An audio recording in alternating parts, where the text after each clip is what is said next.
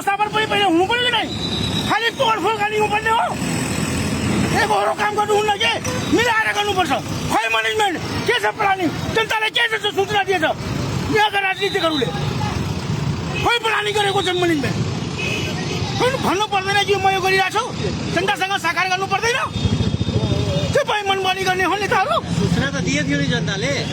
सूचना दिएको थियो पहिला गर्नु त पर्यो 10 वर्ष काम सूचना दिएको थियो तपाईँ एकचोटि मात्र सूचना काम त गर्नु पर्यो काम गर्नुपर्छ हैन त्यो सूचना दिन्छ कामै गर्दैन अरे दिइसकेपछि ल आज हिजो आएर भोलि आउँदैछ डोलर चाहिँ भरे एकजना मान्छे पठाएर त तपाईँको भोलि भन्नुहुन्छ भनेर चाहिँ भनिदिएको भए त निकालिहाल्छ बिचरा नगरपालिकालाई यो अर्काको घाटालाई त फाइदा छैन होइन एक दिन भएर भन्ने एउटा मान्छे पठाएर चाहिँ तलब त हाम्रै खान्छ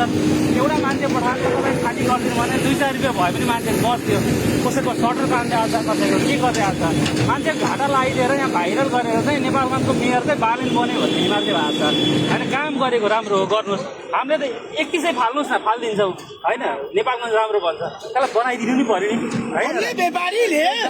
राज्यलाई सहयोग गरिदिनु हुन्थेन किन ट्याक्स दिन्थ्यौँ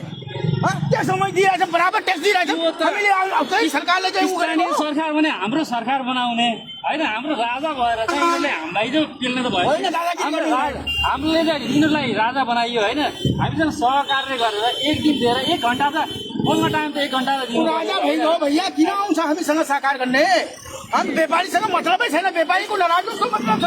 अब यो आज व्यापार हाम्रो चाहिँ ठक्कै चाहिँ अहिले व्यापार गर्ने मौका थियो यही बेला मिलेको मौका अब 365 दिनमा अरू कुनै टाइम थिएन 1 घन्टा अगाडि आएर यहाँ जे खोल्न मिल्छ खोलिदिनुहोस् त भन्न सक्छ राम्रो है आज 7 फुट दियो भन्यो 6 महिनापछि आएर फेरि 15 फुट दिए फेरि 20 फुट दिए कुनै प्लानिङ छैन नो प्लानिङ नो को चाहिँ हामीले हेर्नु 6 महिना भइसक्यो कहाँ बनाइदियो कति महिना आज 15 दिनमा भने 1 घन्टा पनि हतार भएको छ भने 2 घन्टामा भोलि बिहानसम्म बनाउनुहोस् न हामीले योभन्दा अगाडि काटेको होइन यो ठाउँमा हामीले आफ्नो जग्गा काटेको होइन हामी व्यापार गर्नु छ भने हामी व्यापारीले आज 7 फुट दे भोलि 15 फुट दे एकजुट राजा भनेको हामी एकजुट नभएर हो कि हाम्रो एकजुट भइकन हो एकजुट भएर के हो जाउँ न अहिले जाउँ न देखाइदिउँ अहिले के भन्छ जाउँ न अहिले जाउँ नि राजा बन्देर हुन्छ यो कति दिनमा अब जे गर्यो यो कति दिनमा यसको निर्माण गर्न सक्छ यसको हामी आजै चाहिँ पेकअप लिनु पर्यो 1 घन्टा यिनीहरूलाई हतार दिने हाम्रो 6 महिनासम्म यस्तो पुरानो काम सरकारका लागि पनि ठिकै हुन्थ्यो त्यही भनेको पुरानो काम छैन